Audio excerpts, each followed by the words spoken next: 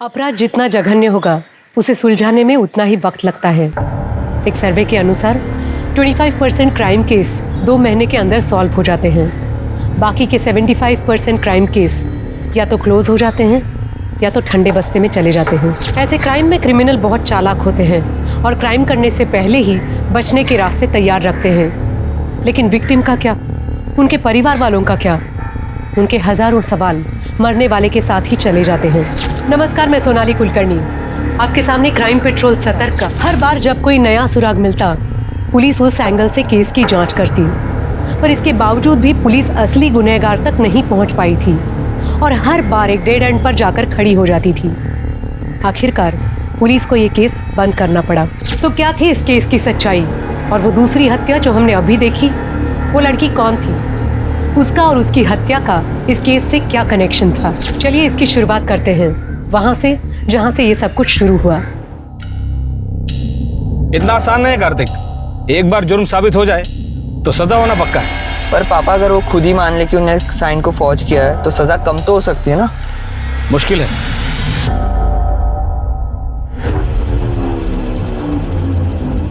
Police को phone कर और सिटी हॉस्पिटल बुला। जी बाबा। अरे व्हाट बॉय, जल्दी हो जल्दी। सर, मैंने ही आपको फोन किया था। मुकेश जी को हॉस्पिटल लाते वक्त हमने उनका स्टेटमेंट रिकॉर्ड किया, पर इससे पहले कि उनका स्टेटमेंट पूरा होता वो बेहोश हो गए। कहाँ है वो रिकॉर्डिंग? सर, मेरा नाम कार्तिक ठाकुर है। मैं अपने पापा प्रवेश ठाकुर के साथ एमजी रोड से जा रहा था। और नलिन ने मुझ पर ये क्या कह रहे हो मुकेश? सुरेश और नलिन? मैं पैदल जा रहा था, वो लोग रास्ते से आए और गोली चला दी। नलिन ने बड़ी कंपनी से। किसका आइडिया था? मुकेश जी। पर सर, अगर वो नहीं भी बोलते ना तो मैं उनका स्टेटमेंट जरूर रिकॉर्ड करता अपनी सेफ्टी के लिए। सर, ये उनका वॉलेट है। चेक करो। सर, हमने उनकी फैमिली को फ़ोन कर दिया है। उनके बेटे और वाइफ आते ही होंगे। गुड। शर्मा और हमें इंस्पेक्टर साहब, कैसे हो गया ये सब कुछ? वो ठीक तो है? आप शांत हो जाइए, जरा मेरे साथ आइए।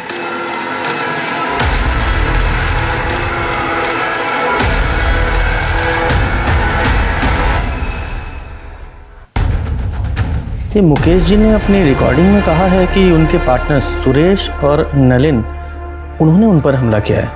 हो सकता है बिजनेस से रिलेटेड कोई प्रॉब्लम हो। आप बता सकती हैं उनका बिजनेस में कोई प्रॉब्लम चल रहा था क्या? इंस्पेक्टर साहब, इन्होंने अपने बिजनेस के बारे में कभी मुझसे कुछ डिस्कस ही नहीं किया, और सच कहूँ तो मैंने भी कभी उनसे पूछा नहीं। लेकिन ये सुरेश और नलिन, इनके साथ तो इनकी अच्छी पड़ती थी। जहाँ तक मैं जानती हूँ कोई प्रॉब्लम नहीं थी। कैसे कर सकते हो सर? डॉक्टर साहब, अब कैसे है वो? हम पूरी कोशिश कर रहे हैं। प्लीज सर, एक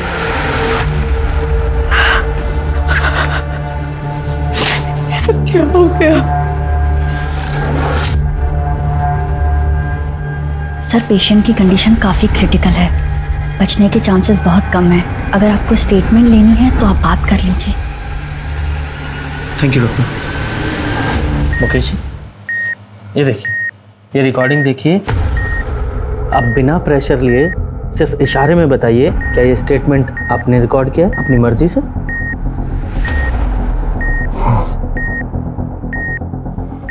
मतलब आपके पार्टनर्स सुरेश और नलिन, उन्होंने आप पर गोली चलाई? हाँ, मेरे पार्टनर ने गोली मारी और उन्हें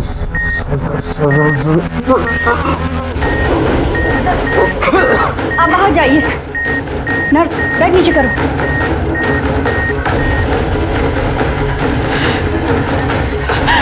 इंस्पेक्टर साहब, क्या हो रहा है? कैसे? देखिए, आप टेंशन मत लीजिए, ट्रीटमेंट चल रहा है, वो ठीक हो जाएगा। हाँ?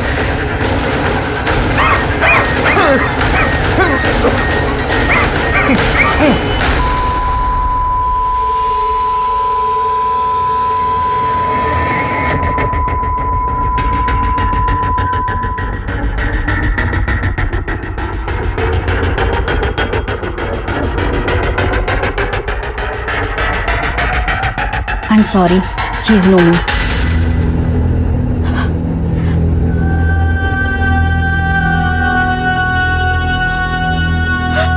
शर्मा, ये बॉडी का पोस्टमार्टम कराओ और सुरेश और नलिन दोनों को अरेस्ट करो तुरंत।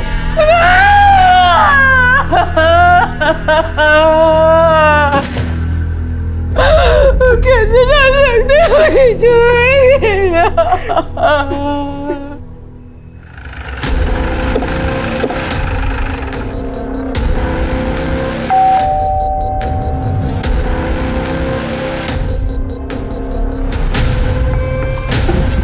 इतनी रात को कौन आया?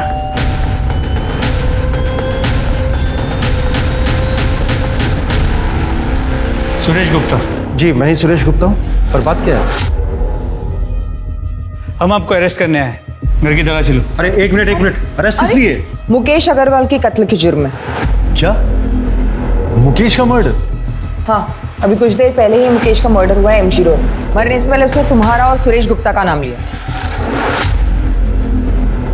गुप्ता, पूरा घर चेक करो। सर, आपको कोई गलतफहमी हुई है। मेरे पति मुकेश जी को सपने में भी कोई नुकसान नहीं पहुंचा सकते हैं। आपके पास इसके अलावा कोई प्रूफ है कि मेरे पापा ने किया है? आप वारंट लेके आइए। हमें हमारा काम पता है, इन्वेस्टिगेशन के बीच में बाधा मत डाली। मैडम पूरे घर की तलाशी ली, कुछ नहीं मिला और घर में दूसरा कोई है भी नहीं। फैमिली कहाँ है तुम्हारी? मैं बैचलर हूँ, इसलिए अकेला रहता हूँ। चलो। क्या कर रही है? सर रुकिए सर।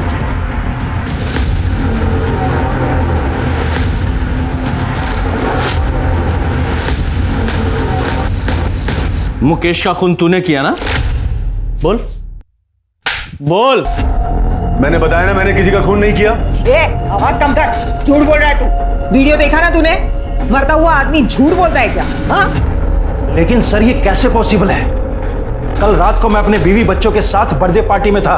मेरे कजन के बेटे की बर्थडे पार्टी थी रेस्टोरेंट में। हमारे अलावा वहां 30 लोग और भी शामिल थे। आप चाहे तो उन सबसे पूछ सकते हैं। मैंने कहा ना मैं वहां नहीं था। आवाज नीची करके बात कर।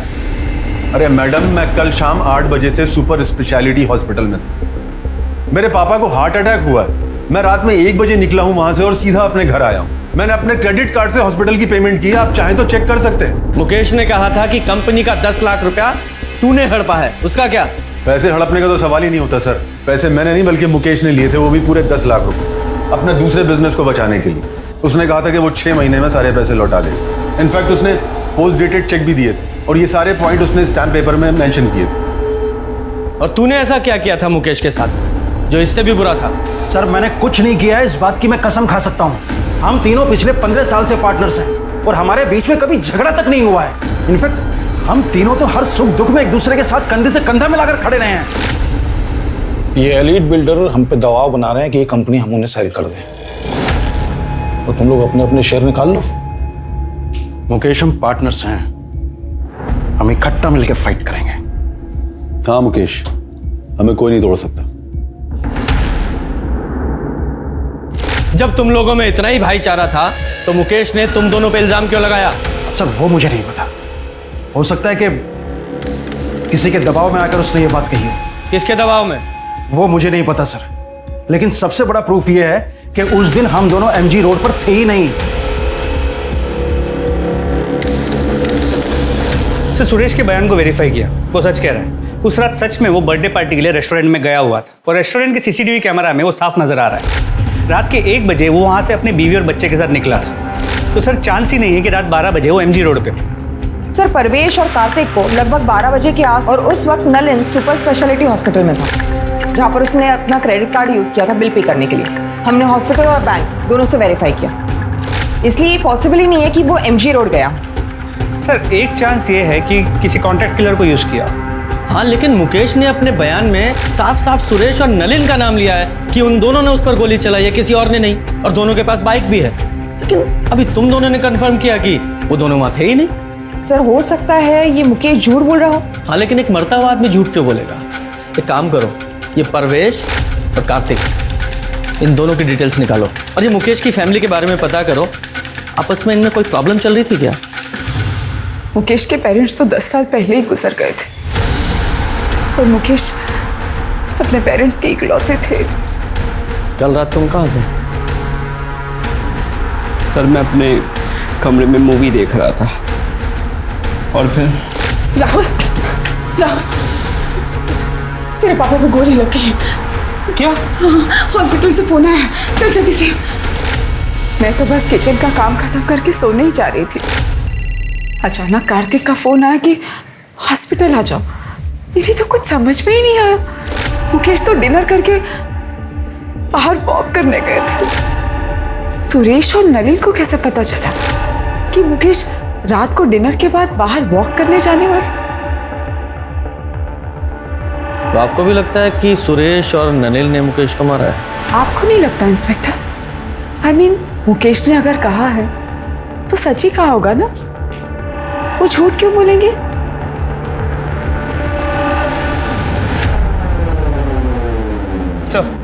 सर पोस्टमार्टम रिपोर्ट के हिसाब से मुकेश की मौत एक्सेसिव ब्लीडिंग की वजह से हुई है। सर करीब 10 फीट की दूरी से मुकेश के कंधे पे गोली चलाई गई। गोली की ट्रेजेक्टरी नीचे से ऊपर की तरफ है। सर हमने सुरेश और नलिन की स्टोरी वेरीफाई की और दोनों के कॉल रिकॉर्ड्स भी चेक किए। कॉल रिकॉर्ड्स में किसी हिस्ट्री शीटर या कॉन्ट्रैक्ट किलर का कनेक्शन नहीं निकला। सर शूटिंग का कोई आई विटनेस भी नहीं है और ना ही कोई सीसीटीवी कैमरा उस एरिया में है। रुको, आप ऐसे अंदर नहीं जा सकते। देखिए मैं 2 मिनट ही बात करना चाहती हूँ, प्लीज। इंस्पेक्टर साहब, मुझे पहचाना ना आपने? मुकेश की वाइफ। हाँ बोलिए। सर मैंने सुना है कि आप नलिन और सुरेश को छोड़ रहे हैं, क्या ये बात सच है? हेलो। हाँ छोड़ना ही पड़ेगा ना, क्योंकि मुकेश जी का स्टेटमेंट हमारी इन्वेस्टिगेशन के फैक्ट से मैच नहीं करता और उन दोनों के खिलाफ हमारे पास कोई पुख्ता सबूत नहीं है, इसलिए हम उन्हें ज़्यादा दिन कस्टडी में नहीं रख सकते। लेकिन सर आप भी जानते हैं खून हुआ है मेरे पति का। कुछ भी कीजिए, हाथ छोड़ रही हूँ आपके आगे। जिसने भी मेरे पति को मारा वो को मुझे इंसाफ चाहिए।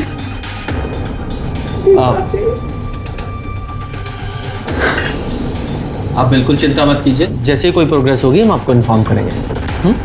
Thank you. सर इस परवेश के बारे में एक इंपॉर्टेंट इन्फॉर्मेशन मिली। ये परवेश ट्रिनिटी बिल्डर्स का मेन लॉयर हुआ करता था 1 साल पहले तक, लेकिन किसी बात को लेकर मुकेश ने उसे कंपनी से निकाल दिया। पर ये बात इस परवेश ने हमसे क्यों छुपाई कि वो मुकेश अग्रवाल को जानता था? सर आप जो कह रहे हो बिल्कुल ठीक है, पर पता नहीं उस दिन मेरे दिमाग से कैसे निकल गया कि मैं आपको बताता कि मैं मुकेश जी को जानता था।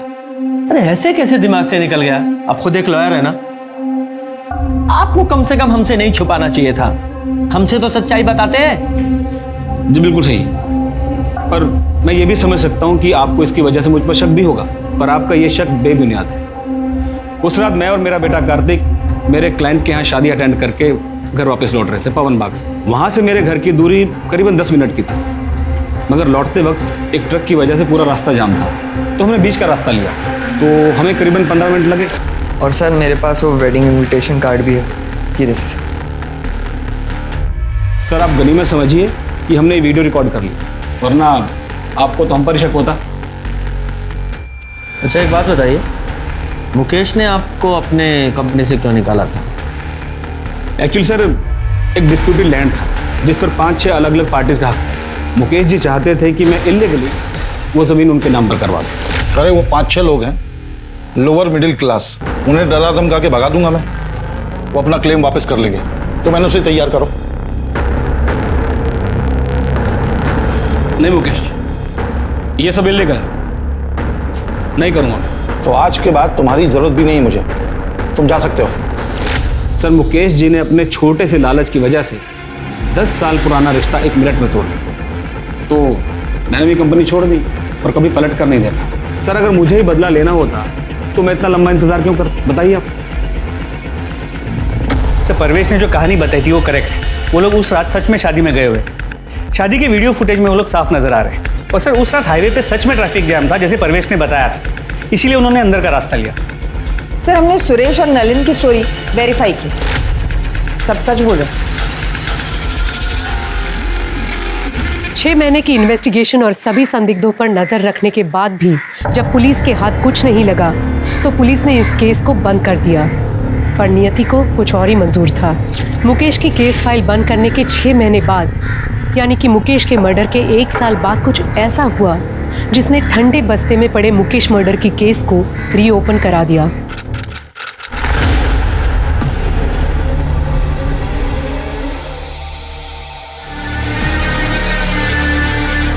Hello police station.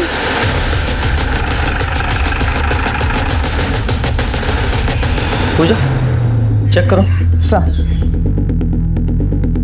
इन एविडेंस बैग में डालो।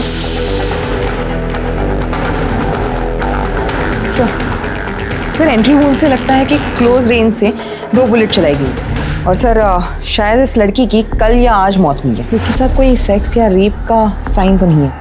और सर लड़की के पास से ऐसा कुछ नहीं मिला है जिससे इसकी शिनाख्त हो सके। सर जिस आदमी ने हमें बताया था उसने कहा था कि वो एक सेल्समैन है। बंगला किसका है? सर ये तो नहीं पता चल पाया है कि जगह काफ़ी सुनसान है। यहाँ से सबसे नज़दीक जो घर है वो भी 500 मीटर दूर है और वो भी बंद। आसपास की बस्ती में जरा पता करो ये बंगला किसका है। सर दीवार के पास पड़ा था। हो सकता है ये मोबाइल इस लड़की का हो। इस मोबाइल को लैब में भेजो और अनलॉक कराओ। बॉडी को पोस्टमार्टम के लिए भेजो। सर जिस लड़की की बॉडी हमें मिली थी उसका नाम साक्षी व्यास है। और ये फ़ोन जो उस बंगले में मिला था अनलॉक हो गया। ये फ़ोन उसी का है। सर कॉन्टैक्ट लिस्ट में नाम देखिए।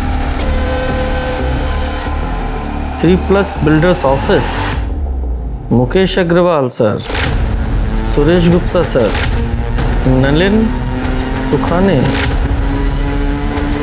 Mukesh Agarwal murder case. हाँ सर। और जिस बंगलों में हमें साक्षी व्यास की बॉडी मिली वो भी 3+ बिल्डर्स के नाम पर ही रजिस्टर्ड है। इन दोनों पार्टनर से फिर से मुलाकात करनी पड़ेगी।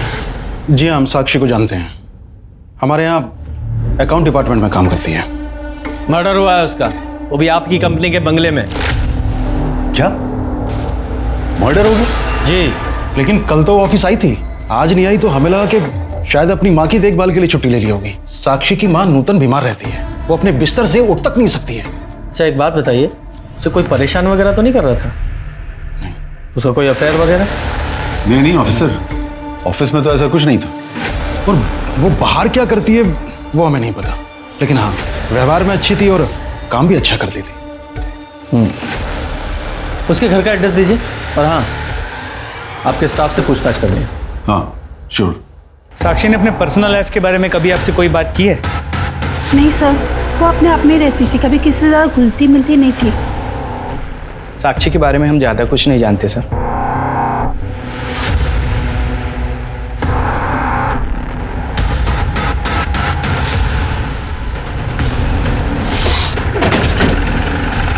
यही है ना?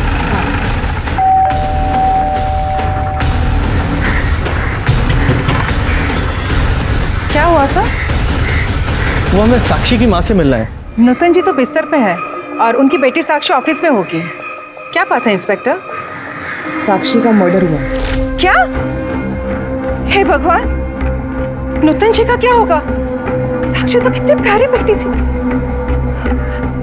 मेरे पास इमरजेंसी चाबी उन लोगों ने देके रखी है, मैं अभी लेके आती हूँ।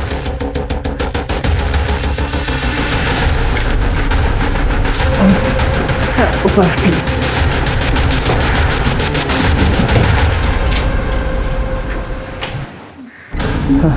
गुप्ता डॉक्टर को फोन करो। सर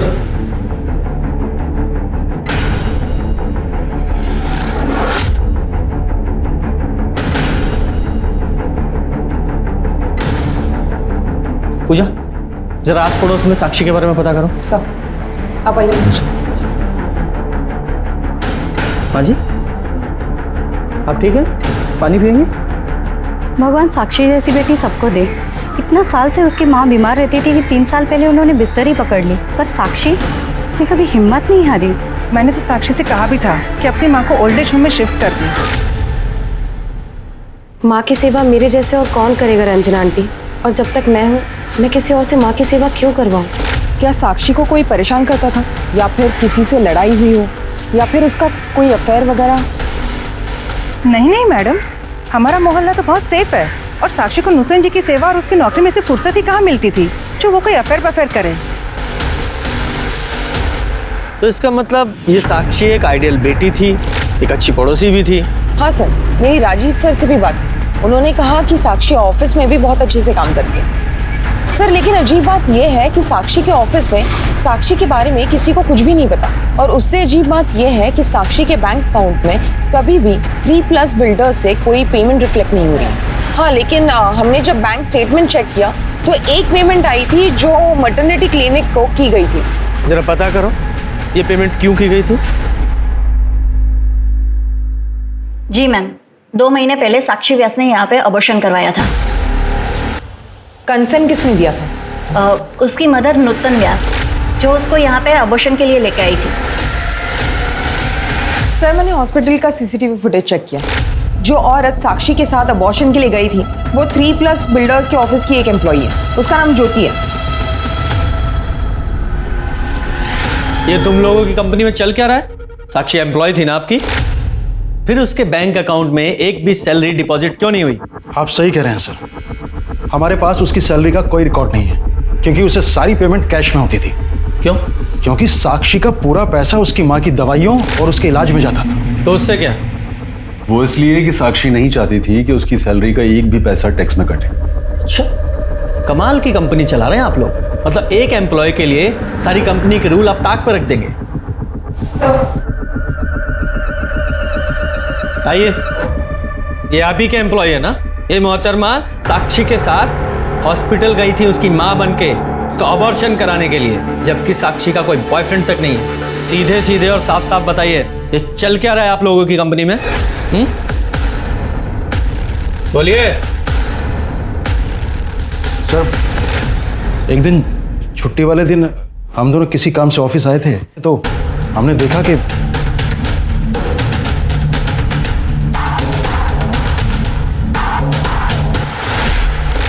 मुकेश ने हमें बताया था कि उसका साक्षी के साथ अफेयर है।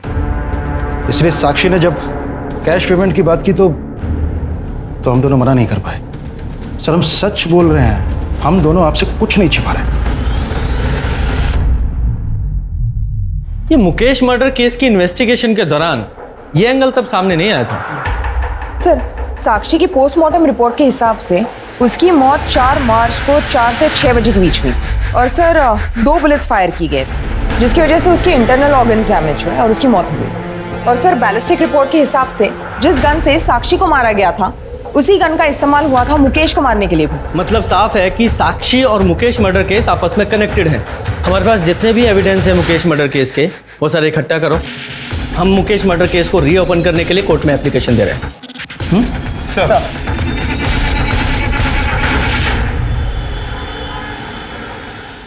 सर, कोर्ट ने मुकेश अग्रवाल मर्डर केस को रीओपन करने की मंजूरी दे दी है।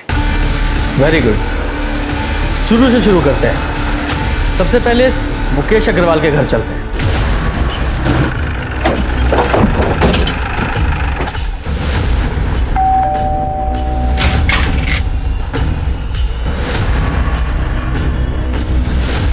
अलका अग्रवाल से मिला? नहीं है, बाहर गई है। तुम कौन हो? नीति अग्रवाल, मुकेश अग्रवाल की बेटी। लीजिए, आ गई आपकी अलका मैडम।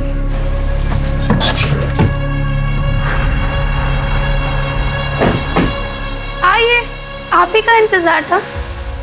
देखिए ना, आपसे मिलने कौन आया। क्या पता भगवान की इच्छा रही तो आज आपको साथ में ले जाओ। नीति, अपने कमरे में जाओ। हाँ, वैसे भी तुम्हारी शक्ल देखने से तो अच्छा है कि मैं अपने रूम में ही बैठूं।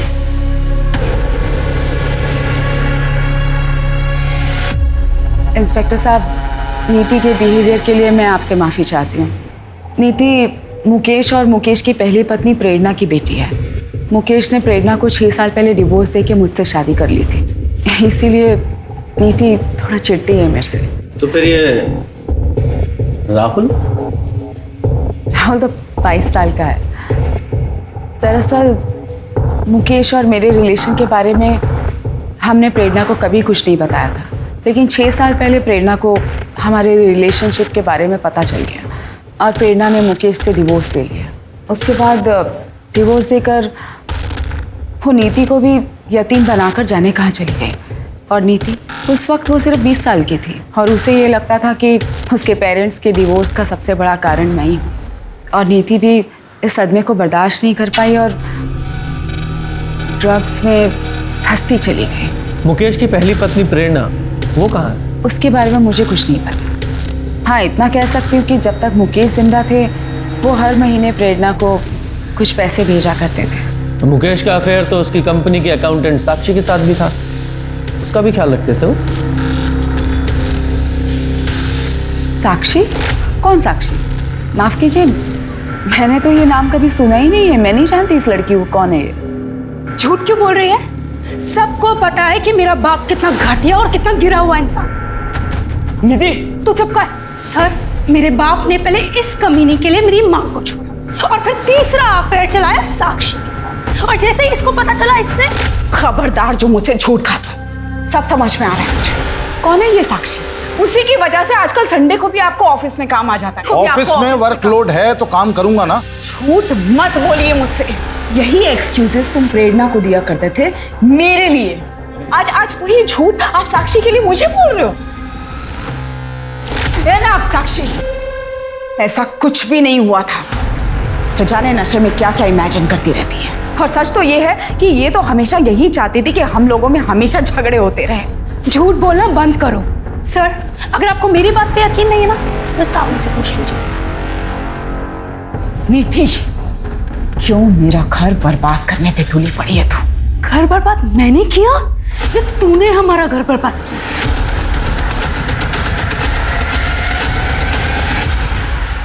सर मानना पड़ेगा, बड़ी अजीब फैमिली है।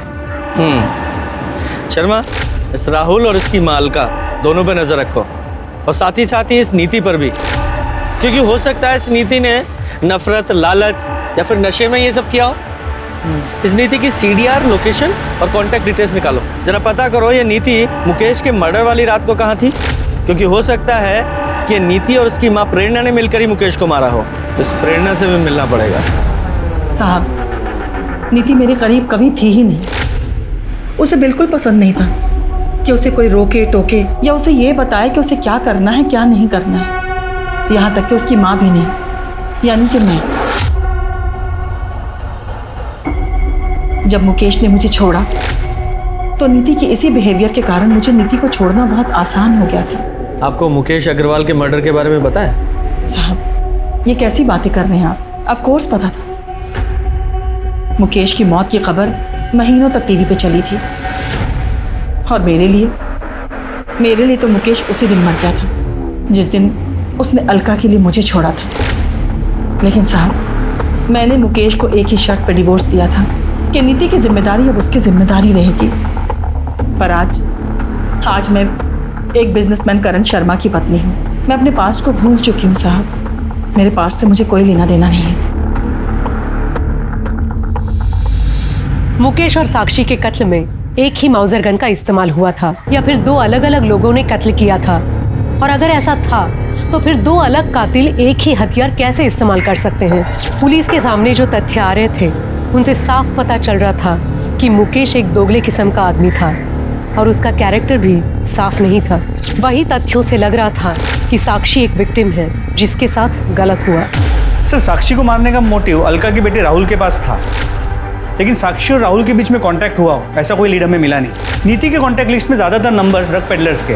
हमें ऐसा लगा कि शायद नीति ने उनका इस्तेमाल किया होगा मुकेश को मारने के लिए, लेकिन ऐसा भी कोई सबूत नहीं मिला। और ये सुरेश और नलिन, इनका क्या? नहीं सर, साक्षी के मर्डर के वक्त इन दोनों की मोबाइल की लोकेशन बंगले के पास की नहीं थी। सर, कहीं है कि इस मुकेश मर्डर केस की तरह ठंडा ना बढ़ जाए। सर, बंगले के पास वाले घर में एक विधवा रहती है, नारायण। उसने पहले भी एक दो बार साक्षी को उस बंगले में आते हुए देखा था उसके बॉयफ्रेंड के साथ। नारायणी का कहना है कि लड़के की और साक्षी की उम्र लगभग बराबर की होगी, लेकिन वो कह रही थी कि दोनों में बहुत झगड़े होते हैं, और शायद 4 तारीख को जिस दिन साक्षी का मर्डर हुआ उस दिन भी उनकी लड़ाई हुई होगी। बेहतर होगा कि तुम ये जॉब छोड़ दो। और छोड़ दो क्या, तुम्हें ये जॉब छोड़ना ही पड़ेगा। मैं नहीं छोड़ूंगी, तुम्हें जो करना है तुम कर लो। तुम ये बिल्कुल अच्छा नहीं कर रही हो। आजकल के बच्चे कितने लड़ते हैं। कहीं ये लव एंगल तो नहीं है? नारायणी ने उस लड़के की शक्ल देखी थी? हाँ सर।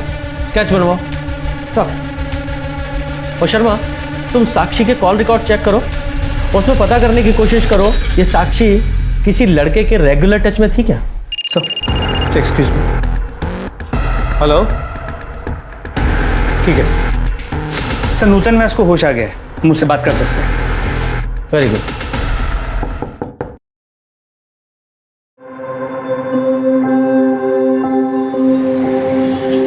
नमस्ते।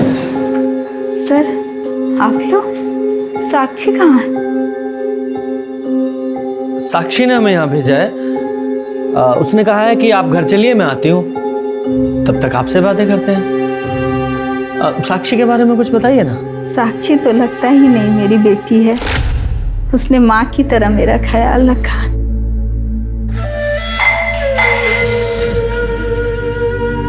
माँ, आप क्यों परेशान हो रहे हो? मुझे बोल दिया होता। ऐसा लगता है मैंने नहीं, उसने मेरी परवरिश की। उसने मुझे कभी अकेला नहीं छोड़ा।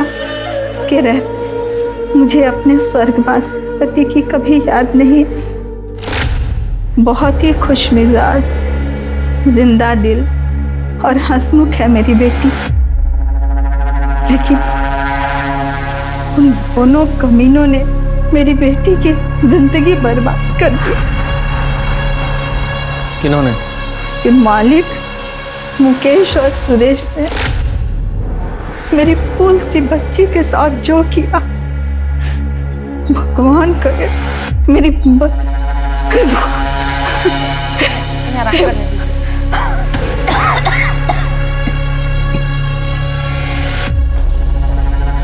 शर्मा, इस सुरेश को अरेस्ट करने की तैयारी करो। बोल, साक्षी को क्यों मारा?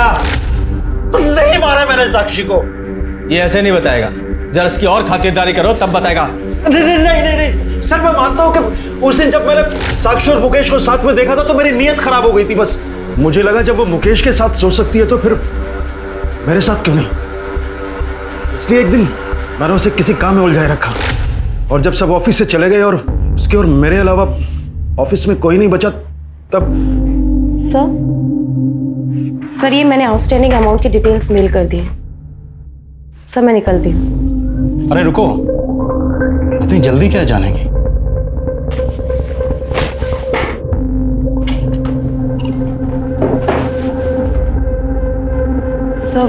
सर मैं ड्रिंक नहीं करती।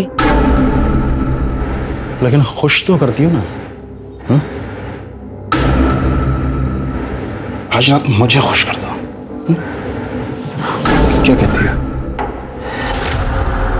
सर मैं मानता हूं कि मैंने साक्षी का कई बार फायदा उठाया है, लेकिन मैंने उसे नहीं मारा है सर।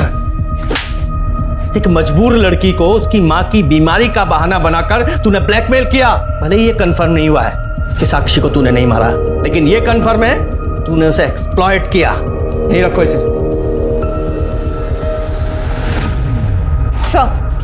सर नारायणी के हिसाब से यही वो लड़का है जो साक्षी के साथ उस बंगले में आता था। ऐसा लग रहा है देखा है मैंने इसे, पर फिलहाल पहचान में नहीं आ रहा। हाँ देखा था। साक्षी की सीडीआर को चेक किया। सुरेश के बेटे आर्यन और साक्षी के बीच कई बार बात हुई, और सबसे इंपॉर्टेंट बात यह है कि साक्षी के मर्डर वाले दिन भी आर्यन ने साक्षी को फोन किया था। यस,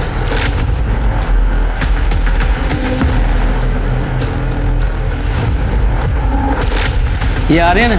शर्मा ये देखो इसका हेयर स्टाइल। आर्यन ही वो लड़का है जो साक्षी से मिलने वो कंपनी के बंगले में जाता था।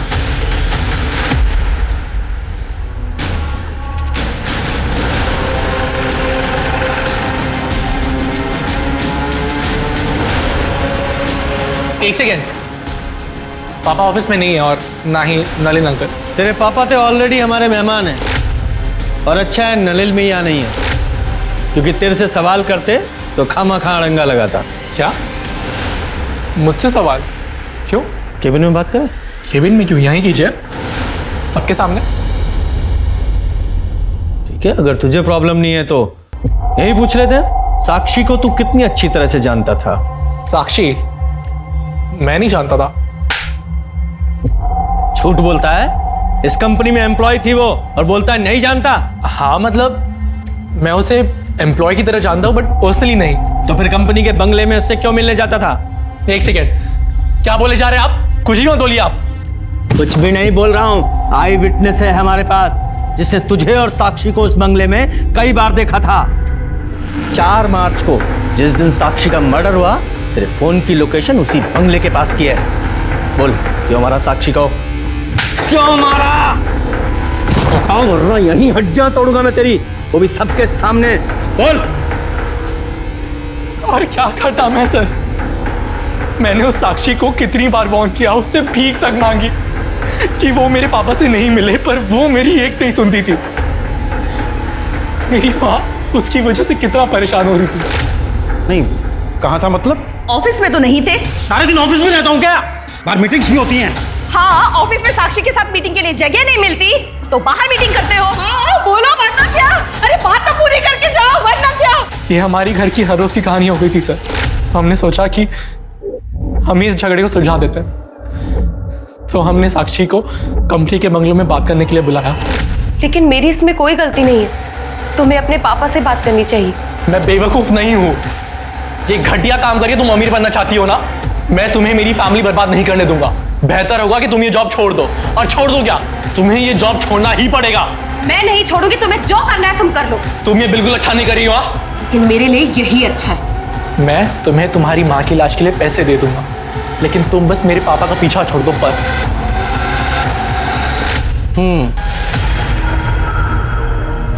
तो उस बंगले के पास में रहने वाली नारायणी को लगा कि तुम दोनों की लड़ाई दो प्यार करने वालों की नोकझोंक है, और तुम दोनों की आपस में लड़ाई हुई थी ना। साक्षी को मुझ पर विश्वास नहीं था। उसे लगता था कि मैं अपना प्रॉमिस नहीं निभाऊंगा, इसलिए उसने पापा से मिलना बंद नहीं किया। दिन पे दिन मेरे घर के हालात और ख़राब होते जा रहे थे, तो फाइनली मैंने गन का सहारा किया। गन कहाँ से मिली? पापा की कार की सीट से। मुकेश अंकल की मौत के अगले दिन जब मैं हर रोज की तरह जॉगिंग पे जा रहा था,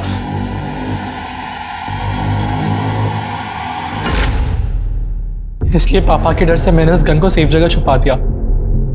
लेकिन सर स्ट्रेंजली पापा ने कभी उस बारे में जिक्र ही नहीं किया। कभी कभी तो मेरा मन करता था कि मैं पापा को ही मार दूं मैं, लेकिन पापा को मार के मेरी माँ को विधवा बना के सर मेरी प्रॉब्लम सॉल्व नहीं होती। तो मैंने फाइनली सोचा कि मैं एक आखिरी बार साक्षी को मिलता हूँ, और हम फाइनली 4 मार्च को 6 बजे मिले। मैं अंदर नहीं जाऊंगी, तुम्हें जो बोलना है यही बोलो, और मैं इस जगह दोबारा नहीं आऊंगी। ठीक है, तो इसे मेरी फाइनल वार्निंग समझ ले और मेरे बाप से मिलना छोड़ दे। तो तू अपने बाप से क्यों नहीं बोलता कि वो मेरा इस्तेमाल करना छोड़ दे? मैं नहीं बोल सकती क्योंकि वो मेरी जरूरतें पूरी करता है और मैं उसकी। चुप हो जा, झूठ बोल रही है तू। तूने फंसाया मेरे बाप को, पैसों की भूखी है तू। तो अपने बाप से जाकर पूछना, हो सकता है तेरी माँ को ऐसे ही फंसा के लेकर आया हो, जबरदस्ती शादी की हो, और तेरी माँ ने भी उसके साथ पैसों के लिए शादी की हो, है ना? सर मैं किसी गन के बारे में कुछ नहीं जानता हूँ, मेरे पास कोई गन नहीं है। झूठ मत बोल। तेरे बेटों को तेरी गन तेरी कार में से मिली थी, और फॉरेंसिक से ये साबित हो चुका है कि वो वही गन थी जिससे मुकेश को मारा गया था। अब झूठ मत बोल और सच बता। मैं सच बोल रहा हूँ सर, मुझे नहीं पता कि मेरी कार में गन कहां से आई। सर अगर आप मुझे मारना चाहते हैं तो मार दीजिए, लेकिन मैं सच कह रहा हूं, मुझे नहीं पता कि गन कहां से आई।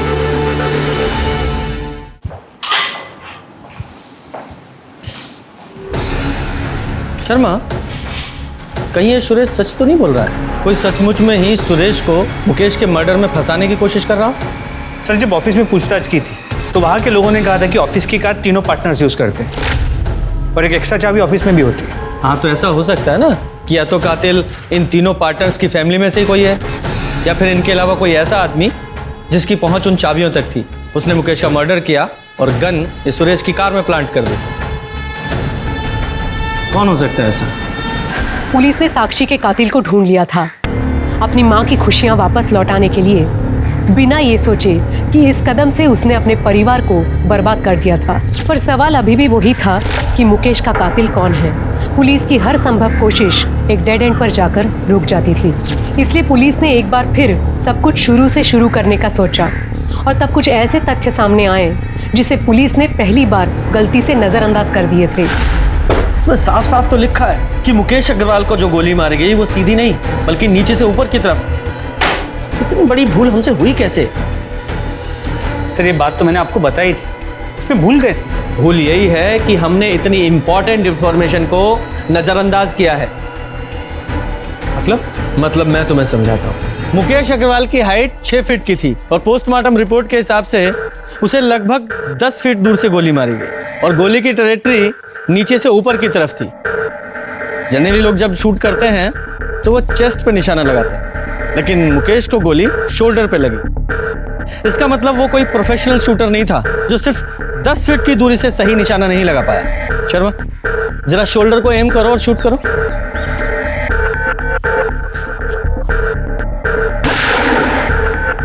Very good. गुप्ता, अब तुम वहां जाओ और शोल्डर को एम करके शूट करो। सर।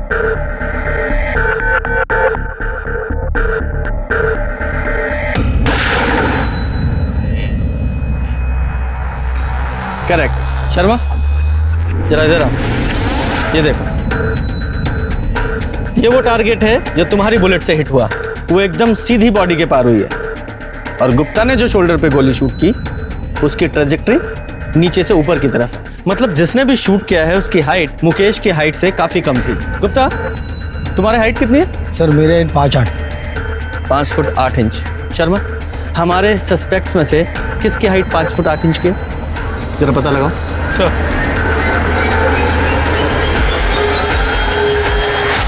मुकेश मर्डर केस के सारे सस्पेक्ट, सुरेश, उसकी पत्नी काजल, का बेटा आर्यन, मुकेश की पहली पत्नी प्रेरणा, उसकी बेटी नीति, मुकेश की पत्नी अलका और वो लॉयर परवेश और उसका बेटा कार्तिक, किसी की भी हाइट मुकेश की हाइट से या तो ज्यादा है या उसके बराबर है या बहुत कम है। किसी की भी हाइट परफेक्ट 5 फुट 8 इंच नहीं है, वो सिर्फ तेरी है। बता, क्यों मारा अपने फादर को?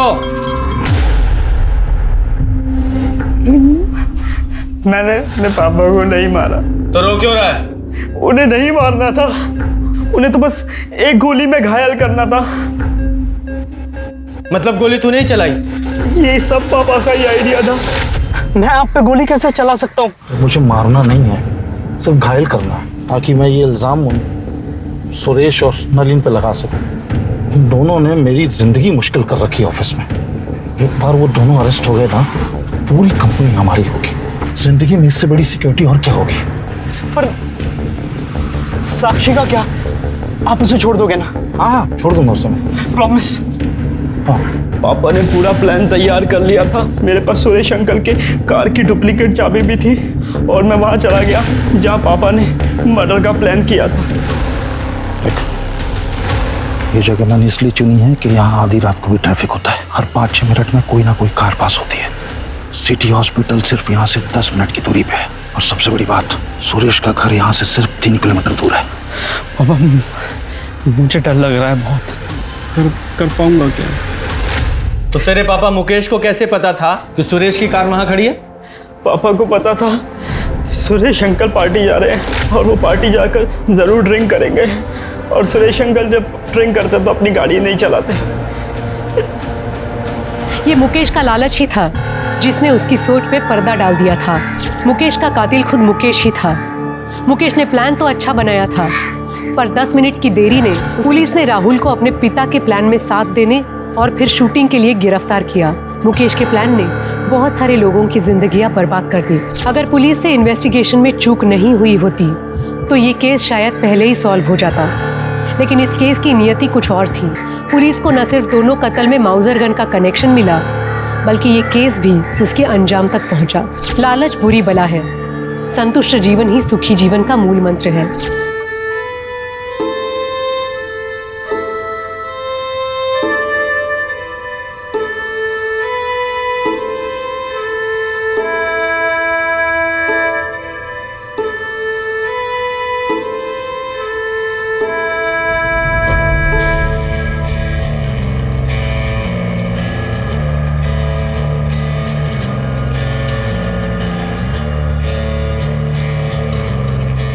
मॉम, ये क्या कर रही हैं आप? मैं वेजिटेबल ले आता ना। कोई बात नहीं है सर। कैसे कोई बात नहीं है? हाँ मॉम, कितना भारी है ये। चलो यहाँ से। वर्ल्ड में 2 किस्म के लोग होते हैं, एक अमीर और दूसरे गरीब। अमीर दुनिया को अपनी जूते की नोक पर रखते हैं और गरीब को नसीब में उनके जूतों से ज्यादा छेद होते हैं। अमीर कहता है कि मेहनत करके गरीबी हटाई जा सकती है, लेकिन गरीब जानता है कि गरीबी की दलदल से सिर्फ मेहनत या किस्मत के बल पर नहीं, उसके लिए और भी बहुत कुछ करना पड़ता है।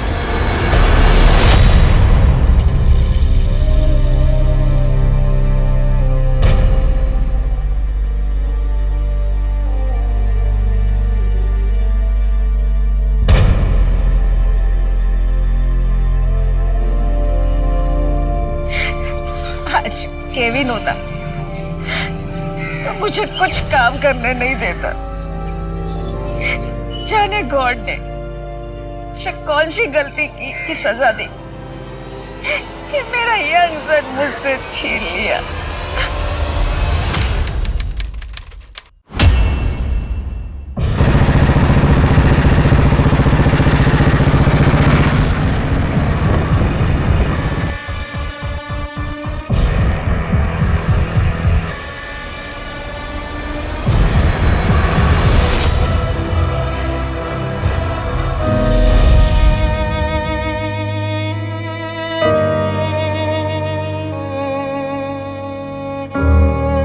जब कोई इंसान इस दुनिया को छोड़कर जाता है तो अपने पीछे अपना सुख दुख, झगड़े और परेशानी सब छोड़ जाता है और साथ ही पीछे रह जाते हैं उसे प्यार करने वाले कुछ ऐसे लोग जो उसकी याद में तिल तिल कर जीते हैं, कुछ ऐसी आंखें जिनके आंसू थमने का नाम नहीं लेते। परेशानी तब और बढ़ जाती है जब जाने वाले के मौत की वजह ही पता ना चले। ये सवाल मन को कचोटता रहता है कि क्या कुछ करके उन्हें बचाया जा सकता था? आखिर उनके साथ हुआ क्या था? कई बार बड़े से बड़े पुलिस ऑफिसर्स पूरी मेहनत और सूझबूझ के बाद भी कुछ केसेस सुलझा नहीं पाते। ऐसे केसेस पुलिस फाइल्स में कोल्ड केसेस बनकर रह जाते हैं। नमस्कार, मैं सोनाली कुलकर्णी क्राइम पेट्रोल 70 के आज के केस में आपका स्वागत करती हूँ। आज का हमारा ये एपिसोड भी ऐसे ही केस से जुड़ा है जिसमें न्याय की कोई उम्मीद ही नहीं थी, जिस केस को असल में बंद कर दिया गया था। ये केस इतना संगीन था कि साल 2020 में इसकी बहुत चर्चा हुई। इस केस ने जितना हैरान आम जनता को किया था उससे कई ज्यादा हैरान पुलिस महकमे के लोग थे कि क्या आज के इस आधुनिक युग में भी इस तरह के अपराध होते हैं। ये एक ऐसा केस था जिसने लोगों के दिलों में डर पैदा कर दिया, क्योंकि इस तरह के अपराध तो किसी के भी साथ हो सकते हैं। तो क्या सच में इस केस को सुलझाया जा सकता था?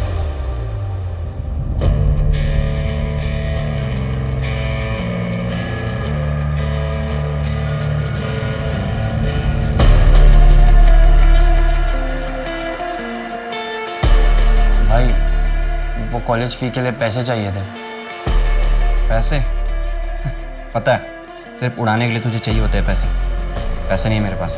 खुद पे खर्च करने के लिए पैसे है? ये महंगे महंगे कपड़े, एक्सपेंसिव परफ्यूम, इनमें पैसा खर्च नहीं होता क्या? खुद कमाता हूँ ना तो खुद खर्च करता हूँ। जिस दिन कमाना ना, अपने शौक पूरी कर लेना।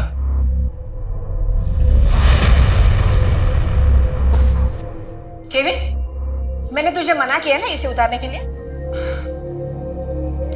आप मेरा कितना ख्याल रखते हो माँ? अच्छा सुनो, आउट ऑफ स्टेशन जा रहा हूँ मैं, और हाँ अपना ख्याल रखना। तुम भी। ये तो रोज रोज आउट ऑफ स्टेशन कहा जाता है। अपने काम से काम रखना, बकवास करता रहता है हमेशा।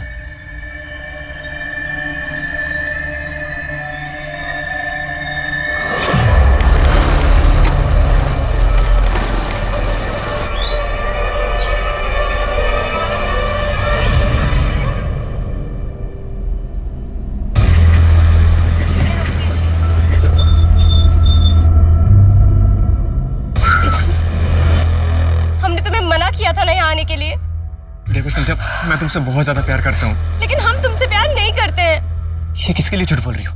अपने बाप के लिए। तुम समझते क्यों नहीं हो? क्या समझू? हाँ, कि मेरा नाम केविन है, या हम दोनों अलग है इसलिए हम कभी साथ नहीं हो सकते।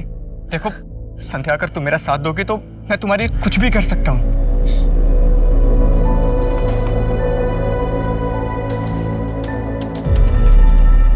क्या बात है केविन, आजकल बहुत परेशान रहते हो यार। हाँ भाई, वो ऑफिस के काम ने जान ले रखी है। अरे तुम्हारी तो बड़ी धाक है अपने ऑफिस में, अगर हमारी भी नौकरी लगवा देते तो। ठीक है, मैं बात करता हूँ।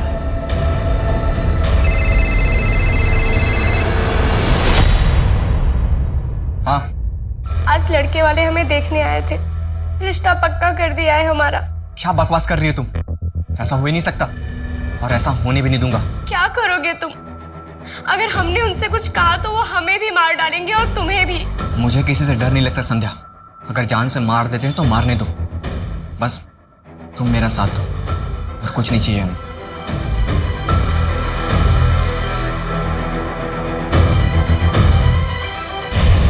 केविन डिसूजा, एक काम करो, इसके घर वालों को इन्फॉर्म करो, उन्होंने बताओ कि इसका एक्सीडेंट हुआ है। ये तो किसी ट्रक के मार्क्स लग रहे हैं। एक काम करो, आसपास पता करो, शायद किसी ने एक्सीडेंट होते हुए देखा हो। और ये भी चेक करो कि आसपास कोई सीसीटीवी है या नहीं।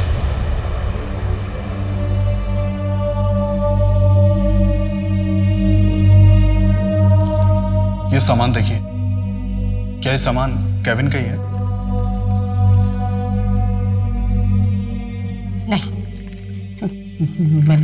मेरा केविन नहीं मर सकता साहब। आपसे जरूर कोई मिस्टेक हुआ है। मेरे को अभी कभी ये बॉडी देखने का है। ये मेरा केविन नहीं है। मैम, आप बॉडी नहीं देख पाएंगी, ट्रक ने बहुत बुरी तरह से रौंदा है। मैंने बोला ना आपको, अभी के अभी मुझे ये बॉडी देखना है बस।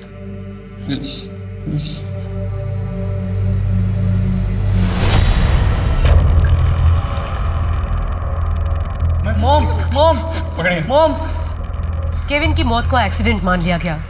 पुलिस को उस ट्रक ड्राइवर का भी कुछ पता नहीं चला जिसके ट्रक के नीचे आकर केविन की जान चली गई थी।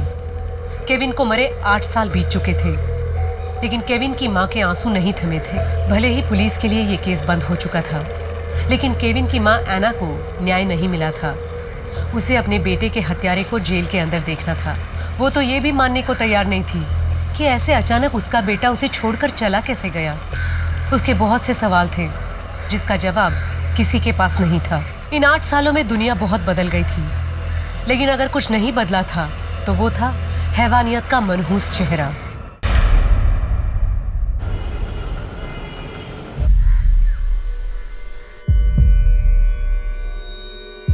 अभिमन्यु, हमने तुमसे कई बार तुम्हारी बेटी सलोनी के बारे में पूछा है, आज फिर पूछ रहे हैं। बताओ कैसे हुआ ये सब?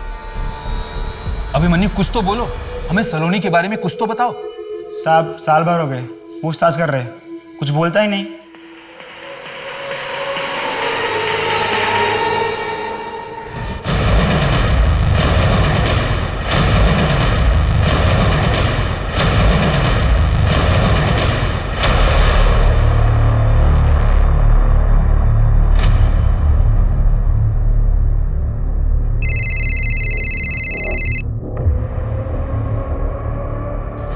सॉरी यार, मेरी बीवी फोन नहीं उठा रही है, शायद वो किसी किटी पार्टी में बिजी है।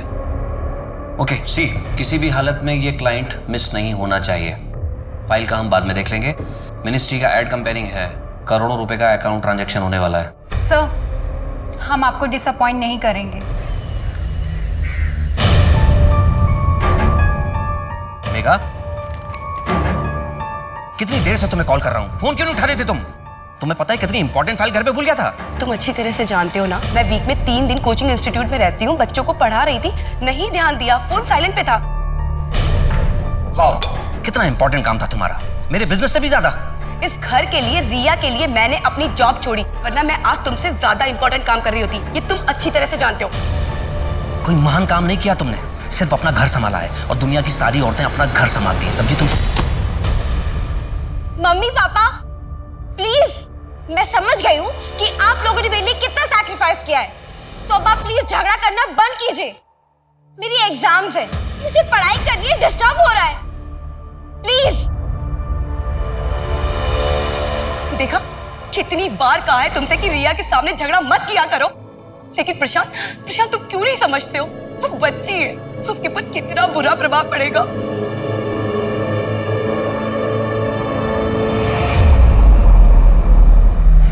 तुम्हें पता है, सपने पूरे करने के लिए सपने देखना बहुत जरूरी होता है। दुनिया का ऐसा कोई काम, ऐसी कोई नौकरी नहीं है जो तुम सब नहीं कर सकते। बस उसके लिए क्या करना है, अपने आप को काबिल बनाना है। और काबिल बनने के लिए क्या करना होगा? पढ़ाई। बिल्कुल सही। चलो अब पढ़ाई शुरू करें। हाँ। A for apple, B for ball, C for cat, D for dog, E for F for G for ICT complicated to computer। आज टाइम हो गया है, कल हम लोग यहीं से चैप्टर स्टार्ट करेंगे, तो सब लोग टाइम पे आना, कोई भी क्लास मिस नहीं करना, ठीक है? चलो बाय।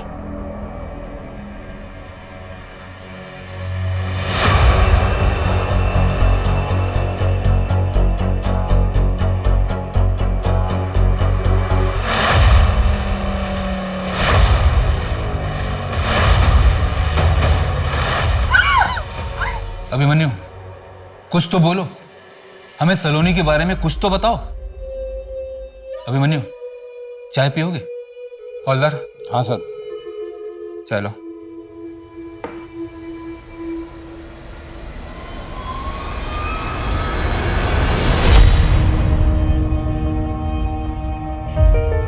बेटा, तू ठीक तो है ना बेटा? एकदम ठीक हो।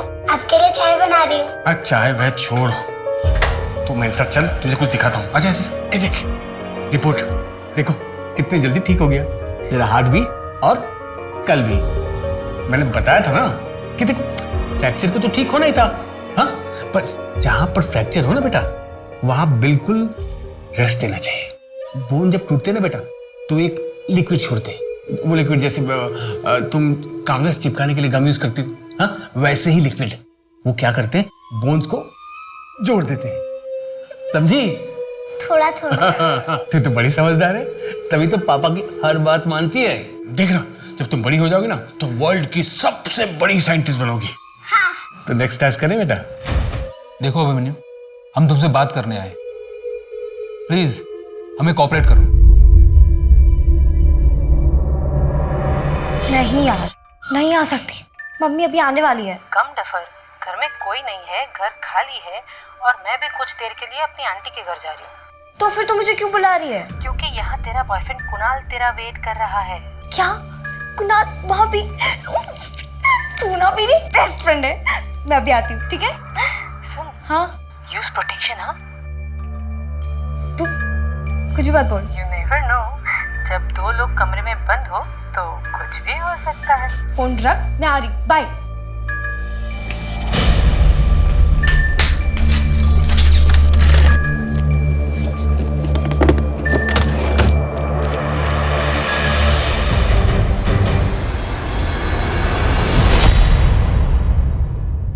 रिया, क्या कर रही थी तुम? वो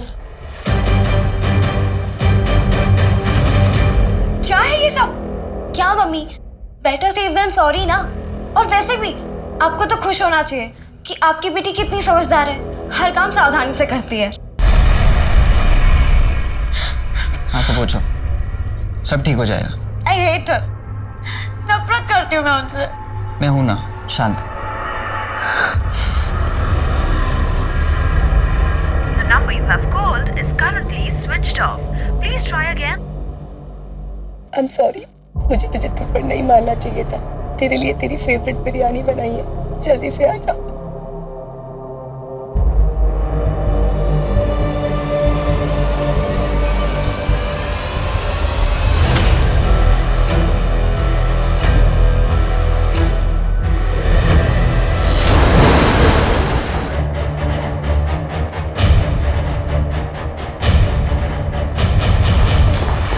रॉबरी और मर्डर का मामला सर। ये घर में अकेली थी जब इनके साथ ये सब कुछ हुआ। मल्टीपल स्टैबिंग से। ऑफिस का 2 लाख रुपए था कैश, मेघा के गहने, लैपटॉप, मोबाइल, सब कुछ। मेघा के गहनों की फोटो इनसे कलेक्ट करो और सारे ज्वेलर्स को सर्कुलेट कर दो। मेघा ने बताया था उसे चोट लगी है, बस इतना ही जानता हूँ। आपके अलावा इस घर में और कौन कौन रहता है? मैं, मेघा और मेरी बेटी रिया। कहाँ है आपकी बेटी? मैं काफी देर से उसे कॉल कर रहा हूँ सर, उसका भी फोन स्विच ऑफ आ रहा है। समझ में नहीं आ रहा क्या हो रहा है मेरे साथ।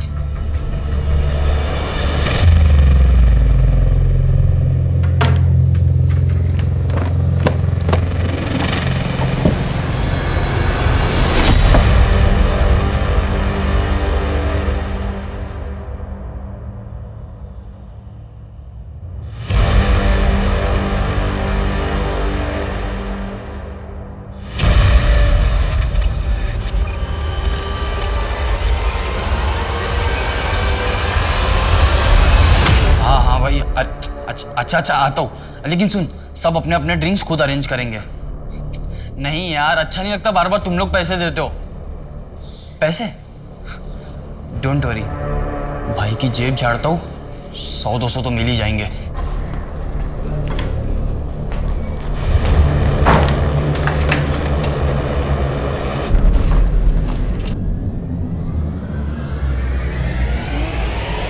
मेरे जेब में क्या घुसा रहता है तू? पास इतने पैसे कहाँ से है?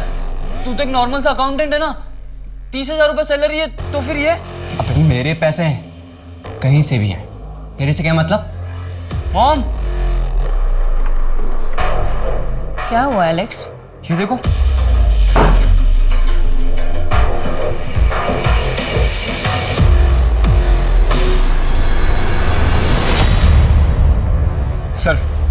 सर मेगा की पोस्टमार्टम रिपोर्ट आ गई है। उसके पेट पर 3 वार किए गए थे। फैमिली मेंबर के अलावा वहाँ पर एक आदमी के भी फिंगरप्रिंट्स मिले। असल में वो स्टैबिंग के वाउंड थे।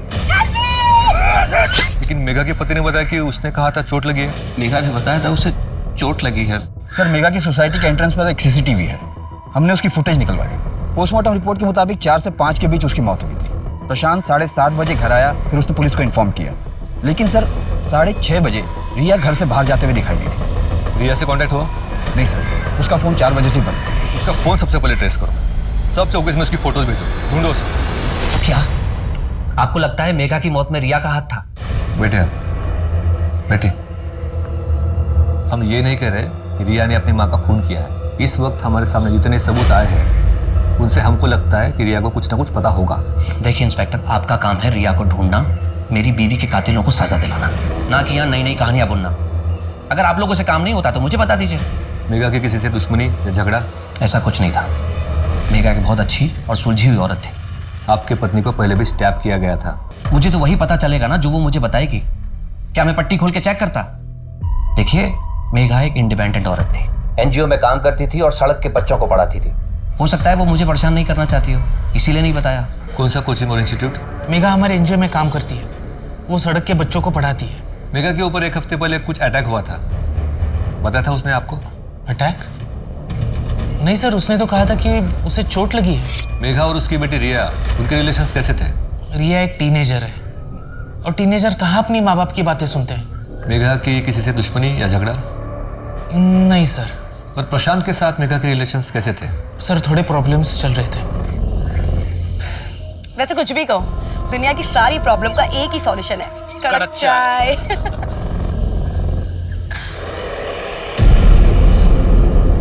क्या सोचने लग गई? कुछ नहीं, फैमिली में इतनी प्रॉब्लम्स चल रही है ना, क्या बताऊं।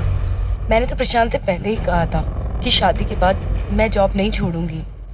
रिया हो गई और मुझे जॉब छोड़नी पड़ी। लेकिन अब तो रिया बड़ी हो गई ना, अब तो तुम अपने मन का काम कर सकती हो। हाँ, लेकिन प्रशांत को नहीं पसंद है ना मेरा जॉब करना।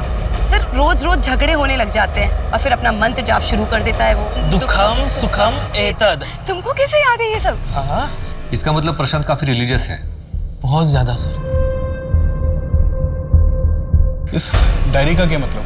सर इसमें लाखों का हिसाब लिखा है और मेरा भाई तो एक नॉर्मल सा अकाउंटेंट था। सर मैंने उसके पास ढेर सारे पैसे भी देखे। इस डायरी के हिसाब से उसने अपने दोस्त उज्जवल भाई को 10 लाख रुपए दिए थे रखने के लिए। अरे लेकिन डायरी में तो कोई कुछ भी लिख सकता है। नहीं सर, आप जरा इसकी डेट देखिए।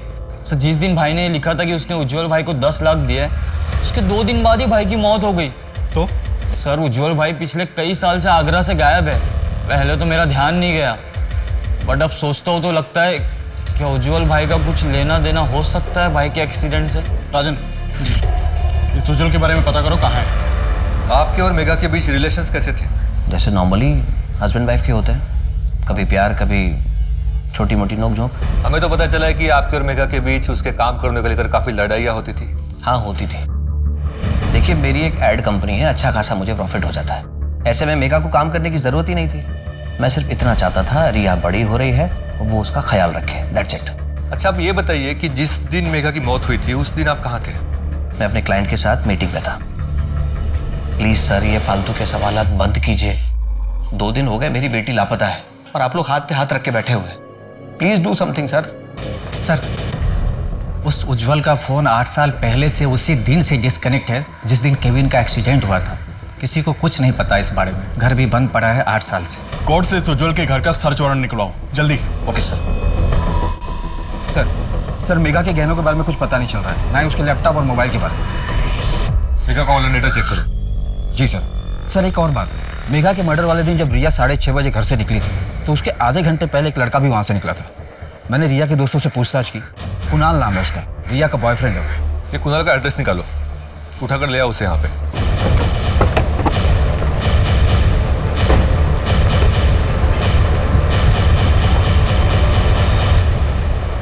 कुणाल यहीं रहता है? हाँ रहता तो यहीं पे है, लेकिन कुछ दिन पहले सामान पैक करके चला गया वो तो। ठीक है, थैंक यू। सर ये कुणाल भागा हुआ है।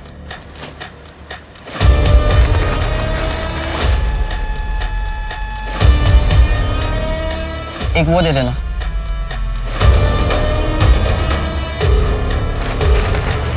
कितना?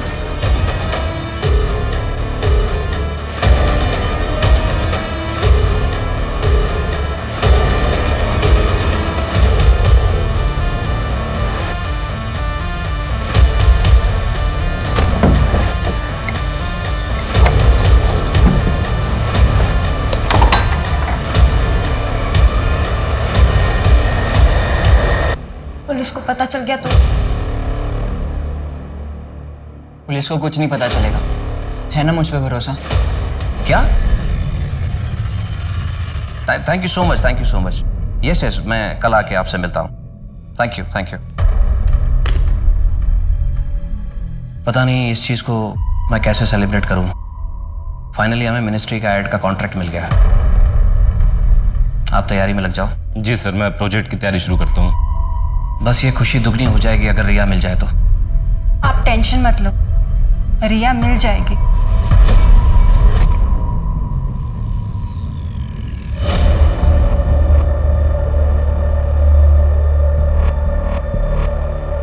हाँ हाँ ठीक है, चलेगा। हाँ काम हो जाएगा।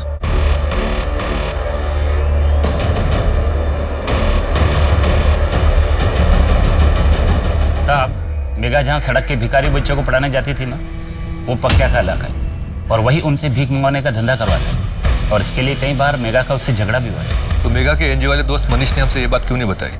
सर मैं डर गया था, अगर पक्या मेघा को नुकसान पहुंचा सकता है तो सर वो मुझे भी नुकसान पहुंचा सकता था। तेरा नाटक बंद नहीं हुआ अभी तक? ये तेरे को बातें समझ नहीं आती? कितनी बार बोला तेरे को? अगर मैं चाहूंगी ना तो तुम सबको पुलिस के हवाले कर दूंगी।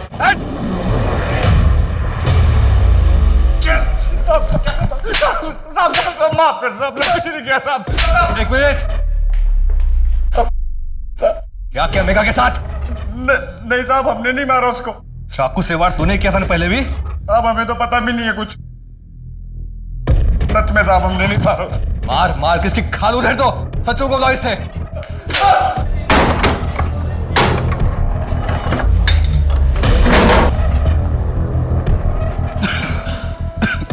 राजन चेक करो।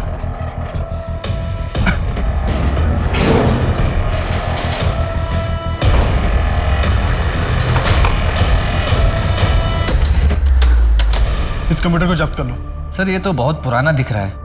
कोई बात नहीं, आईटी डिपार्टमेंट वालों के पास भिजवाओ, क्या पता इसमें से कोई डाटा मिल जाए।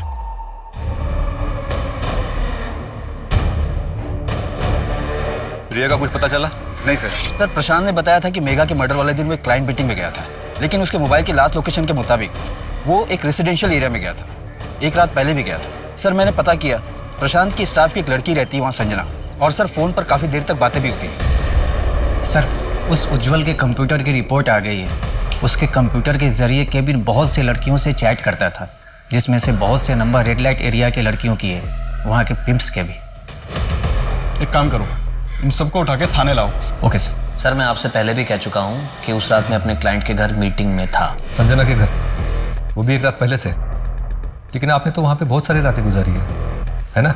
मिनिस्ट्री की कंपेनिंग का काम चल रहा है, अक्सर देर तो होती है, बस मैं वहाँ रुक जाता था। प्रशांत मेरे बॉस हैं और कुछ नहीं सर। हम मुंबई में रहने वाले लोग हैं, इतने ब्रॉड माइंडेड तो होंगे ही। आपको क्या लगता है प्रशांत जी, हमको समझ नहीं आता कि पूरी रात अकेले में किस तरह के काम कर सकते हैं। देखो संजना, हम मेघा के मर्डर केस को इन्वेस्टिगेट कर रहे हैं। अगर झूठ बोलोगी तो फंसोगी। बेहतर होगा कि सब कुछ सच सच बता दो। हमारा अफेयर चल रहा था। मेरा अफेयर चल रहा है संजना के साथ, और ना सिर्फ संजना के साथ बल्कि और भी लड़कियों के साथ। मेघा को सब पता था। मेघा ने मुझे बताया था प्रशांत का बाहर लड़कियों के साथ अफेयर चल रहा था। मनीष, मेरी शादी टूट रही है। अब वहाँ प्रशांत के अफेयर्स चल रहे हैं। एक नहीं, दो, तीन अफेयर्स चल रहे हैं। ये सब जानने के बाद भी मैंने अपनी आंखें बंद कर रखी है, सिर्फ अपनी बेटी रिया के लिए। कुछ समझ में नहीं आ रहा मुझे कि मैं क्या करूं। तुझे बातें छुपाने की आदत है क्या? हाँ, पहले पका के छुपाया तूने, प्रशांत के अफेयर्स के बारे में छुपाया। नहीं सर, बल्कि ये चीज मुझे बहुत नॉर्मल लगी। काफी शादीशुदा मर्दों के बाहर अफेयर्स चलते रहते हैं। बाकी मर्दों का छोड़, तेरा बता। कहीं तेरे दिल में तो मेघा के लिए सॉफ्ट कॉर्नर नहीं था ना? नहीं सर, बिल्कुल नहीं। मेघा मेरी एक अच्छी दोस्त थी।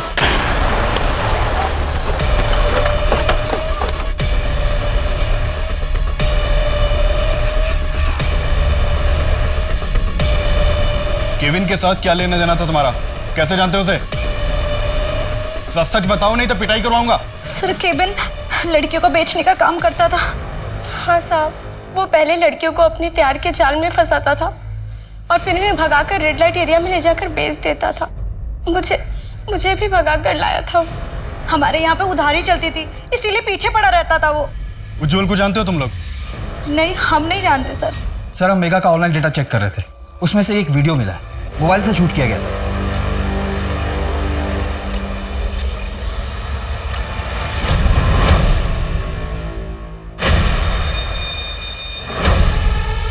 सर, इसमें फेस ठीक से नजर नहीं आ रहा, लेकिन ये जो आदमी है ये लंगड़ा के चल रहा है।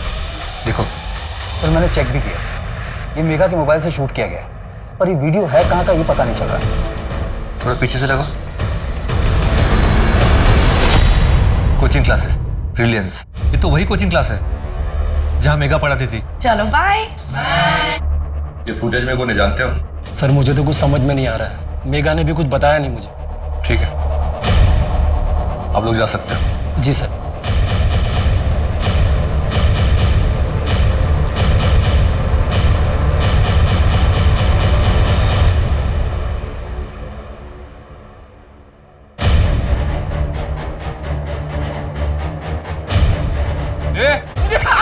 सर, मैंने कुछ नहीं किया सर, बाप का। मेघा ने तुम्हारी वीडियो निकाली तो उसे जान से मार दिया? मैंने कुछ नहीं किया सर। मेघा पे अटैक तूने किया था ना? गलती होगी सर। अगर तुम्हारी बीवी और बच्चों का मुझे ख्याल नहीं होता ना, तो तुम्हारा ये वीडियो पुलिस को दिखाकर तुम्हें जेल करवा देती। लेकिन लड़कियों को मॉलेस्ट करने के चक्कर में तुम्हें जेल हो गई, तो समाज तुम्हारी बीवी और बच्चों को जीने नहीं देगा। अगर आज के बाद में तुमने किसी भी लड़की के साथ में ऐसा किया ना, तो ये वीडियो सीधा पुलिस को जाएगा। मेघा पे अटैक तूने किया था ना? हाँ सर, मैं डर गया था कि मेघा वीडियो पुलिस को दे देगी, लेकिन सर मैंने मेघा का खून नहीं किया सर। इससे सच छुपाना तुम्हारा काम है, मारो इसे। सर, बांद्रा एरिया से 2 फ्लाइट की टिकट बुकिंग हुई है लंदन के लिए, लेकिन नाम चेंज करके बुकिंग हुई है।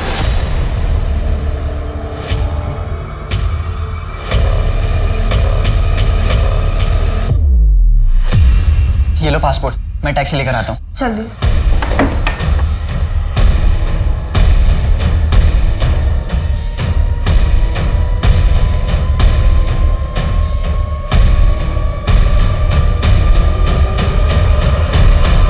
सर, मैं सच कह रही हूँ, मैंने कुछ नहीं किया है। तो फिर तुम घर से क्यों भागी? मम्मी के साथ मेरी छोटी सी लड़ाई हो गई थी, फिर गुस्से में मैं अपनी फ्रेंड के पास चली गई थी कुणाल से मिलने। फिर हमने थोड़ी देर साथ में टाइम स्पेंड किया और फिर कुणाल वहाँ से चला गया था। और फिर जब मैं घर गई तो मैं बहुत डर गई थी, और उस दिन सुबह भी मेरी मम्मी के साथ बहुत बड़ी लड़ाई हुई थी। रिया बेटा, अब मैं और तुम्हारे पापा शायद साथ नहीं रह पाएंगे। मतलब आप लोग डिवोर्स ले रहे हो?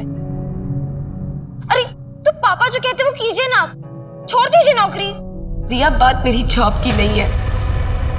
तुम्हें कैसे बताऊं, बाहर तुम्हारे पापा के अफेयर्स चल रहे हैं। तो वो तो चलेंगे ही ना, आप उनसे दिन रात झगड़ा जो करती रहती हैं। रिया बेटा, लाइफ बहुत कॉम्प्लिकेटेड हो गई है। अब मैं तुम्हें सब सच नहीं बता सकती। परवशम दुखम सुखम एतद। रिया, चुप हो जाओ। इस एक मंत्र ने मेरी पूरी जिंदगी खराब कर दी, मेरा सब कुछ बर्बाद कर दिया। मेरे दुखों का कारण ये मंत्र ही है। अगर भगवान ना करे कल तुम्हें कुछ हो गया ना, तो उसका कारण भी ये मंत्र ही होगा। रिया, रिया बेटा। उस मंत्र में ऐसा क्या था? पता नहीं सर, लेकिन पापा हमेशा उस मंत्र का चैंटिंग करते रहते हैं। सर वो मंत्र तो मैंने ऐसे ही कहीं सुन लिया था बरसों पहले। चैंट करके अच्छा लगता था मुझे।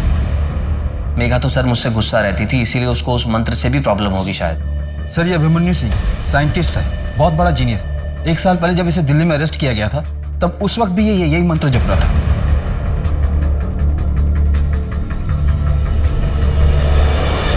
पुलिस मेघा के केस से जुड़े सारे पहलू पर अपनी तहकीकात कर रही थी, लेकिन अब जो चीज उनके सामने आई थी उसके ऊपर विश्वास कर पाना और उसे कड़ी समझकर असली गुत्थी तक पहुंचने की कोशिश करना उनके लिए मुश्किल था। लेकिन कई बार बारीक धागा ही मुश्किल से मुश्किल गांठ खोल देता है। लेकिन अभिमन्यु से मिलकर भी उन्हें कोई सफलता हासिल नहीं हुई, क्योंकि अभिमन्यु कुछ भी बोलने के लिए तैयार ही नहीं था।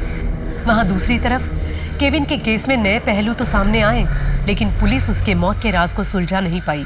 अब देखना यह था कि क्या पुलिस मेघा, अभिमन्यु और केविन के केसेस सुलझा पाती है, या बहुत से केसेस की तरह ये केसेस भी कोल्ड केसेस की फाइल्स में दबकर रह जाएंगे।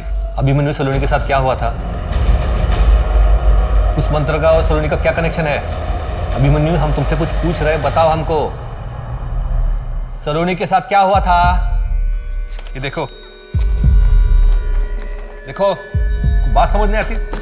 हम पूछ रहे इतनी देर से, बताओ ना सलोनी के साथ क्या हुआ था?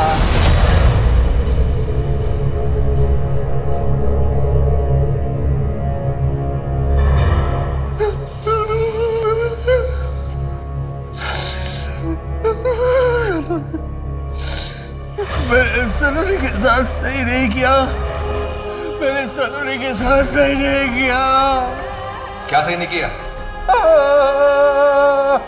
हम तुमसे कुछ पूछ रहे हैं, प्लीज बताओ हमको सलोनी के साथ क्या सही नहीं किया था? मैंने अपनी के साथ सही नहीं किया।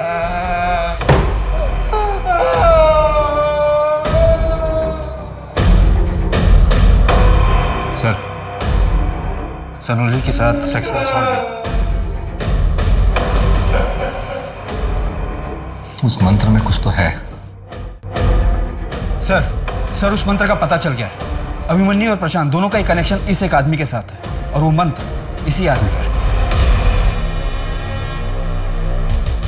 ये तो इंडिया के बहुत ही फेमस बाबा। मनुष्य को अपने चेतन मन से कहीं ज्यादा अपने अवचेतन मन की बात माननी चाहिए, लेकिन साथ ही साथ ग्लानि भी महसूस हो तो वो काम उचित नहीं होता।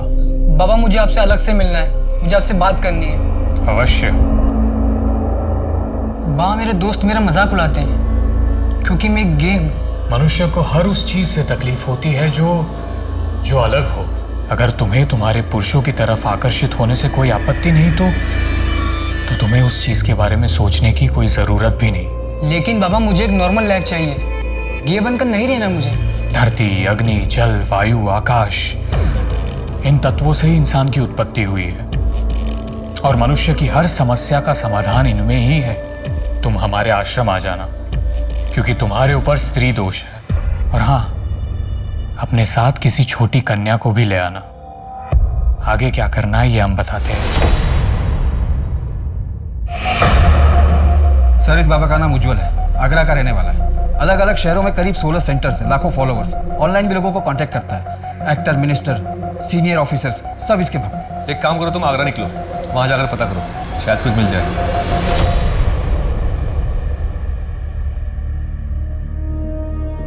सर ये तो उज्जवल है, एक मर्डर केस में हमें भी इसकी तलाश है। ये देखिए सर, केविन की डायरी है। इसमें उसने उज्जवल को 10 लाख रुपए देने की बात लिखी है, और जब केविन का मर्डर हुआ था ये उज्जवल तभी से गायब है। और ये मंत्र? सर इस मंत्र के बारे में तो हमें भी कुछ समझ में नहीं आया।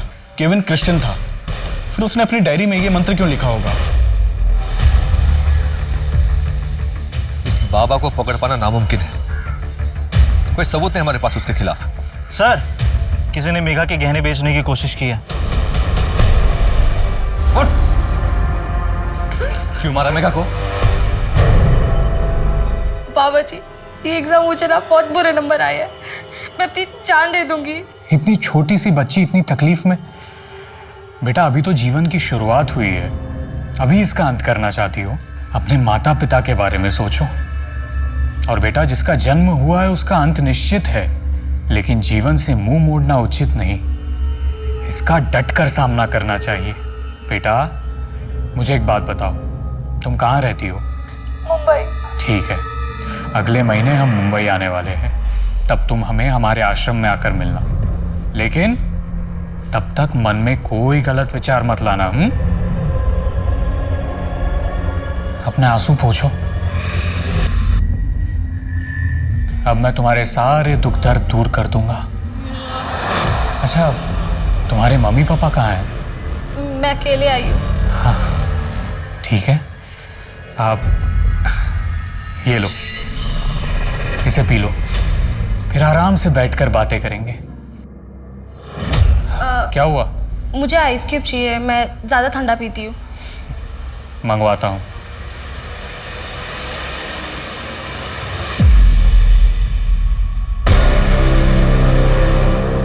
ये क्या? मैंने तो तुम्हारे लिए आइस क्यूब मंगवाए थे। नहीं, अच्छा रहता है इससे भी। ये कैसा लग रहा है?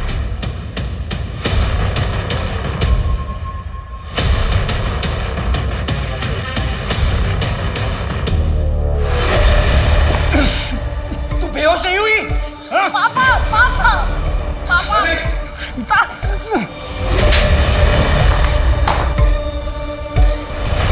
अभिमन्यु और प्रशांत को हमने अरेस्ट कर लिया है। उससे बात करना मुश्किल था, लेकिन आखिर में उसने बोल ही दिया।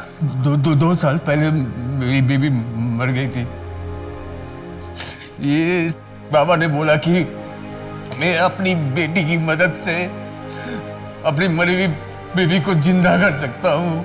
तूने उसकी बेटी के साथ रेप किया और फिर तेरी ही बातों में आकर उसने अपनी बेटी की जान ली। मैं तो अभी भी यही मानता हूं कि शरीर में चेतना को वापस डाला जा सकता है, बस चेतना को बुलाने की जरूरत है। बच्ची का रेप करके? इसका कोई सबूत नहीं है आपके पास। प्रशांत को पकड़ना हमारे लिए भी मुश्किल रहा, लेकिन उसके सुपारी किलर ने गहने बेचने की कोशिश की और पकड़ा गया।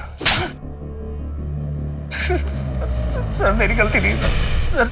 बाबा ने कहा था अगर बिजनेस में तरक्की चाहिए तो मुझे अपनी बेटी को उनके आश्रम में दान करना होगा। मेघा को इसका पता चल गया था सर, मैं डर गया था, मैंने इसलिए उसे मरवा दिया। प्रशांत ने किसका खून किया है, किसका खून नहीं किया, इससे मेरा क्या लेना देना। हाँ, प्रशांत से मैंने ये कहा था कि अपनी बेटी को आश्रम में सौंप दे, सेवा के लिए।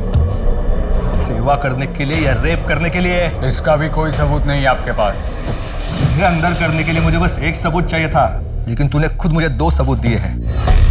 पहला, तूने मेरी बेटी पर रेप करने की कोशिश की। मैं ये कह दूंगा कि मेरी छवि धूमिल करने के लिए आप मुझ पर झूठा इल्जाम लगा रहे हैं। दूसरा भी सुन ले उज्जवल, यही तेरा असली नाम है ना? आगरा से खून करके भागा था। तुम मेरा कुछ नहीं बिगाड़ सकते। बिगाड़ा तो तूने खुद अपना है, तूने सारे क्राइम्स करके। ले जाओ इसे।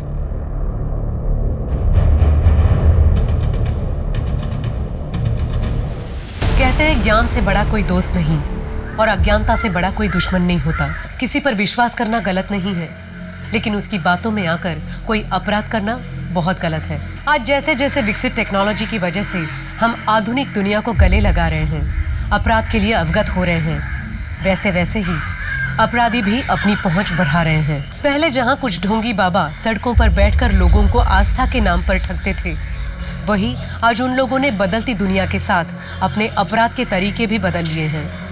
आज वो इंटरनेट के माध्यम से लोगों को अपना निशाना बनाते हैं। इन अपराधियों को समझ में आ गया है कि जितना बड़ा दिखावा ये करेंगे, उतनी ही आसानी से लोग इनकी बातों में आएंगे। उज्जवल या सिद्धि बाबा को पकड़ पाना नामुमकिन था, लेकिन पुलिस ने बहुत मुश्किलों के साथ आखिर उसे रंगे हाथ पकड़ ही लिया। मेघा और सलोनी की मौत की गुत्थी सुलझी, उन्हें न्याय मिला। और केविन, उसका सच जब अपनी माँ के सामने आया तो केविन अपनी माँ की नजरों से हमेशा के लिए गिर गया। एक ना एक दिन तो हम सबको मरना है, लेकिन जाने के पहले कोई ऐसा काम ना करें कि मरने के बाद लोगों को आपकी जिंदगी पर अफसोस हो। और जाते जाते मैं यही कहूंगी कि आज जहां पहले से ज्यादा सुख सुविधा है, वहीं पहले से ज्यादा सतर्क रहने की भी जरूरत है। किसी पर अंधा विश्वास या सामाजिक अंधविश्वास दोनों अपराध की जननी होते हैं। अगर जिंदगी को खुलकर और सावधानी से जीना है तो उसकी पहली शर्त है कि जीवन की डोर आपके अपने हाथ में हो। अब मैं सोनाली कुलकर्णी आपसे विदा लेती हूँ। फिर मिलेंगे एक नए और चौंका देने वाले केस के साथ।